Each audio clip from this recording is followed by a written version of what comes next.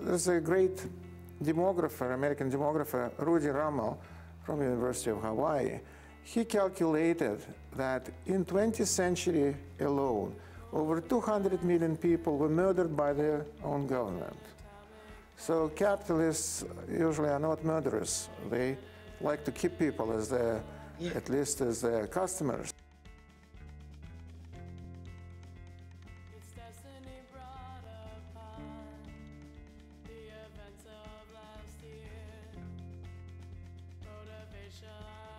A very liberal, very progressive economist, John Kenneth Galbraith. In 1959, he wrote a book, Affluent Society, in which he made a point that big business loves big government, and big government loves big business. And so this would be kind of an unholy alliance. If you will look at who is in charge of these regulations, you would see that this is a business cronies of government politicians. So there's something which we call crony capitalism. Crony capitalism is not capitalism. We argue today in politics over who's in control of the politics, rather than politics to determine how things should be operated. So you get in, see these national arguments over not necessarily what's good for the economy, but what's perceived to be good by certain segments of the economy. So the fight is over who controls it, rather than controlling it.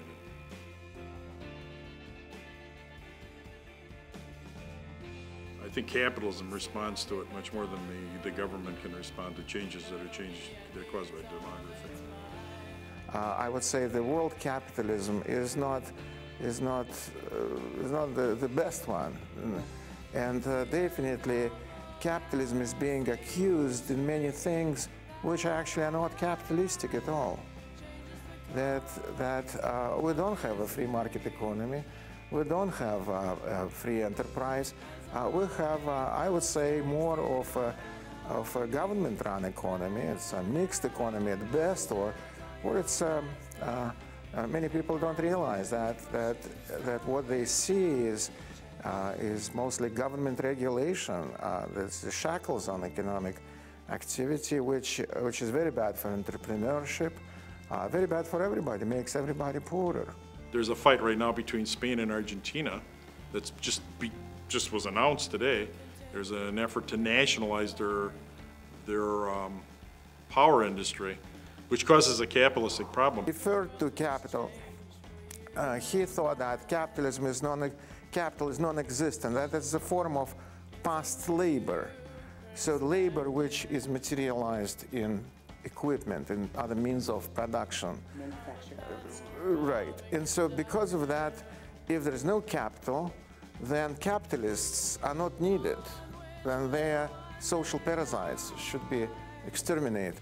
So it's a balancing act. How do you make decisions? You know, our founding fathers were wise to make government complex, because then they make decisions slowly. When they make decisions slowly, sometimes too slowly, when they make them slowly, they tend to make less mistakes.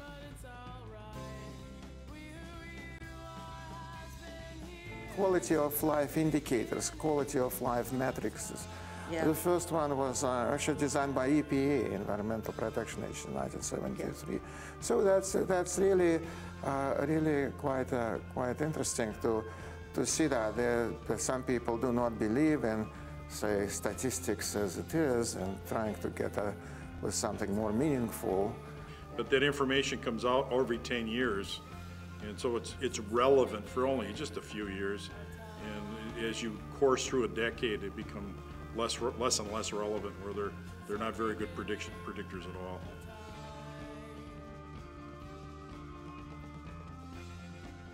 Definitely, gross domestic product is, well, it was not designed to measure everything. It definitely cannot. I think it was Robert Kennedy, he said that it doesn't measure the richness of our culture, it doesn't measure the satisfaction of life, it measures the quantity of goods, not the quality of our life.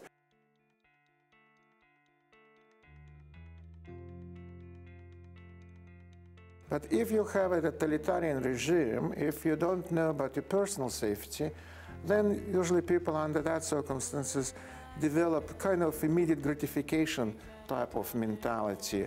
Just nobody in the CIA or Department of Defense could think that Soviet Union would not last another 1,000 years. Right. They learned, I think, about collapse of Soviet Union in the Washington Post.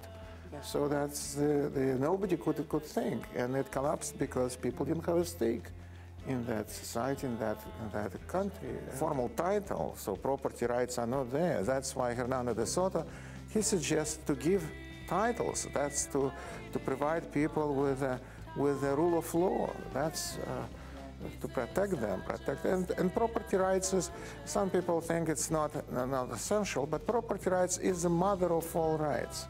You cannot have any other human rights, civil rights, without property rights.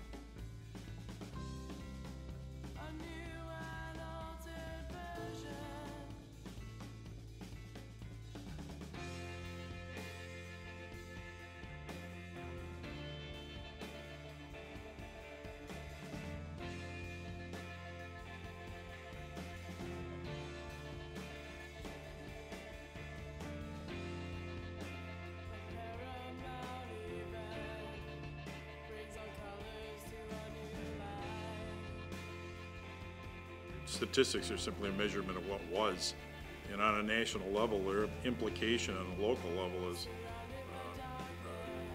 tangent at best.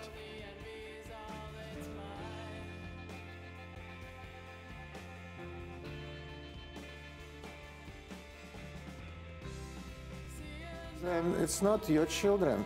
It would be children of their grandchildren who would be paying this bonds back. Yes. Well, I think that more and more people realize that there's just no way out. I mean, look, with all this bailouts, with all these handouts, with government debt already topping almost $16 trillion, when what politicians are doing, they're redistributing wealth from future people who do not vote for them because they're not born yet, to present voters, to buy votes. So that's unsustainable.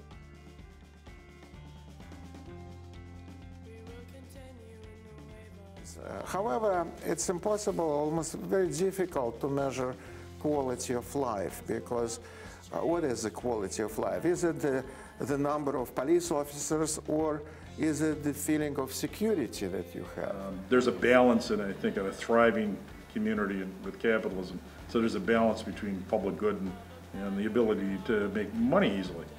True capitalism, as a free market, as a free enterprise, that would lead to world peace, that would lead to peace between, harmony between people, because that's the only way to, if you can get ahead in life only by pleasing others, by providing them what they want, and not by using their government power to redistribute wealth towards yourself.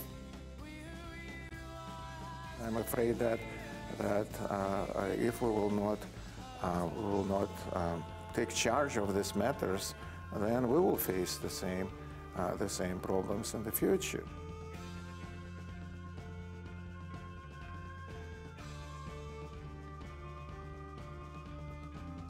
For me, capital, what would help me personally as capital would be imagination, would be access to, say, libraries are capital for me, museums are capital for me, art shows are capital for me.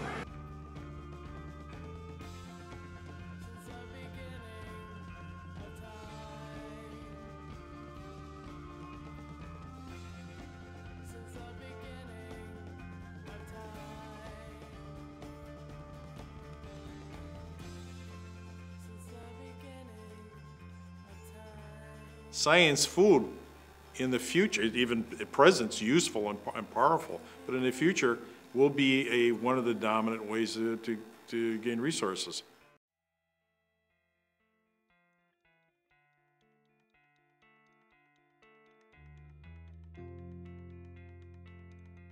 A totally free market historically has resulted in economic booms and economic busts that have long-reaching effects. So trying to find that balance involves politics, and then the politics itself gets complicated. So sometimes the politics itself, rather than regulating resources, winds up just the challenge of controlling the politics. On the 10th of January of 2011, that was the first day of Arab Spring, I was in the city Tunis, the capital of Tunisia, and that's where it happened. That was the first day of Arab Spring. That's when this unfortunate young man burned himself as to protest this bureaucratic harassment and government suppression of the market.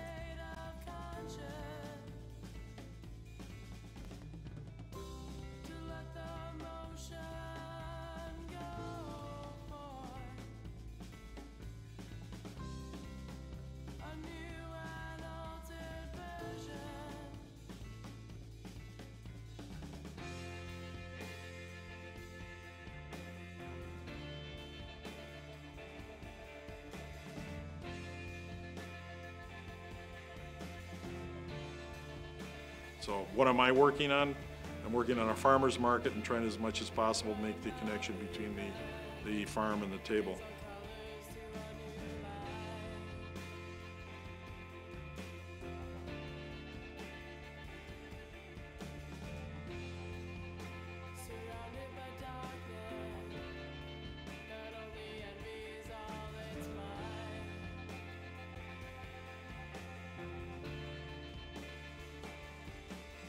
That's right, yes. Or if you take even Iraq under Saddam Hussein, who murdered 11% of his people. So if you don't know whether you survive or not, why would you invest? Why would you take classes? Why would you study something? You just survive on a day-to-day basis. And that's how people develop this disrespect to Mother Nature. And definitely it's not capitalism which should be blamed for that. Many of those countries do not have the agricultural resources to feed themselves despite their growth in their economy. That's going to be starting to become a dramatic problem. We've only seen the beginning of it. Just kind of hit and run. For example, if property rights, that was the case in Soviet Union, then all land belonged to the state. So people were slaves on their own land. And definitely many of them would rape and maim this land, would take whatever is, and that's why Soviet Union, even President Yeltsin, first president of Russia, he called it environmental Auschwitz. To do it as a community, and I have seen it done, you actually do have to seek the input and allow the input as many people as possible, and then synthesize that information and draw some conclusions. And I think the experience is when that is done, there in fact are agreeable consensus to where communities should be going. And often the very fact that they go through the effort, there's buy-in, and the result is they're often successful.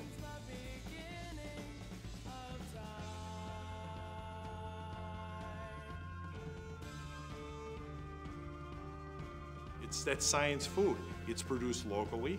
It's not picked until you cut the root off. Is that better than shipping lettuce from 500 miles away? I would think so. The most important what property rights is doing, would do to environment, they provide people with a stake in the future. Because if people know that nobody will take anything from them, that fruits of their labor would stay there, then they definitely would be very responsible. Because you have so many microeconomies going on within a locale, within the state, and within a region. So you can see a national trend and a local economy can go in the absolute opposite direction. But wasn't it Brazil that was able to use of corn, indigenous food product, as a power source and to move off of petroleum? Yeah. It turns out to be a cleaner and an integrated regional solution. Yeah. Very independent, their economies has some stability because it isn't ragged by international energy insanity.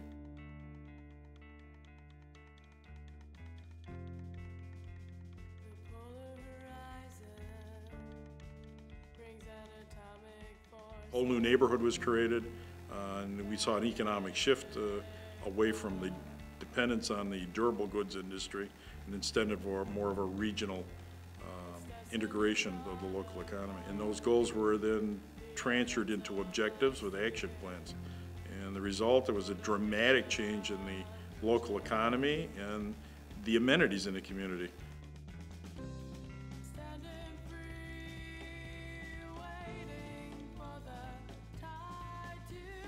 Places you look at is where they've established a creative presence and moved into an area that has demand, or even to create the demand, and then shared the technological basis. That's another issue, the issue of democracy. I think James Madison was saying that it's a very dangerous thing. Why it's a very dangerous thing? Because you can put people on the needle of government handouts, and then they would vote only for that. A company that specializes in high-end leather purses willingly shares the information with the company that makes leather coats. They're not exactly in competition with each other, but because they have a common knowledge base, it works. Innate into Japanese capitalism, to share knowledge. As a result, their businesses prosper because they can able to push the technological envelope so much more effectively.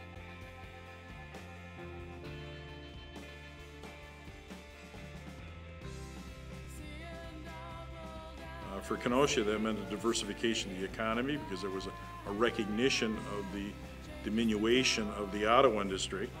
There was also a recognition that the lakefront was underutilized and it needed a major investment to make it a more pleasant place, a place that was desirable by the community.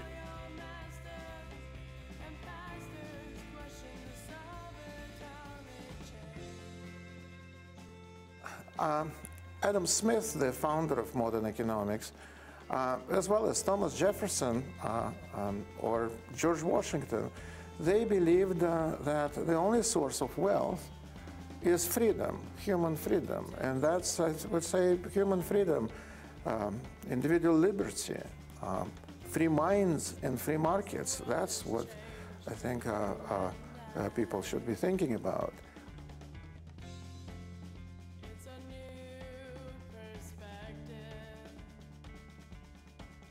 Business on a local level, which has a direct bearing on individuals and businesses in a locale, over something which is transitory. And I think that's a lot different than the decision, let's say, to over-tap our resource, such as digging too many wells, pulling too much water out of the substratus, out of the groundwater system. It's a really tough, and you can tell that the government agencies involved really had difficulty wrestling with it because it's an economic issue over an economic issue.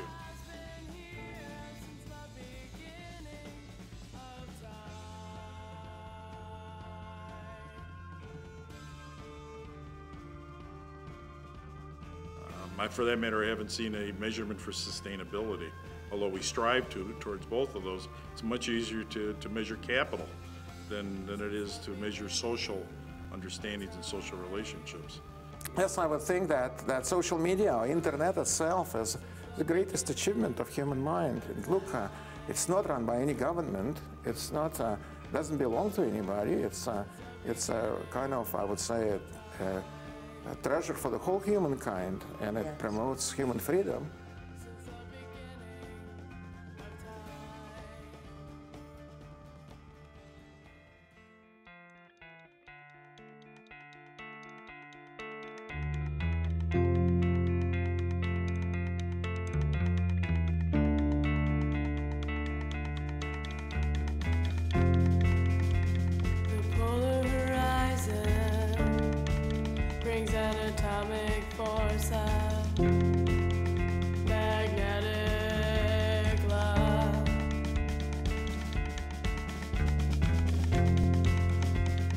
Destiny brought upon the events of last year. Motivation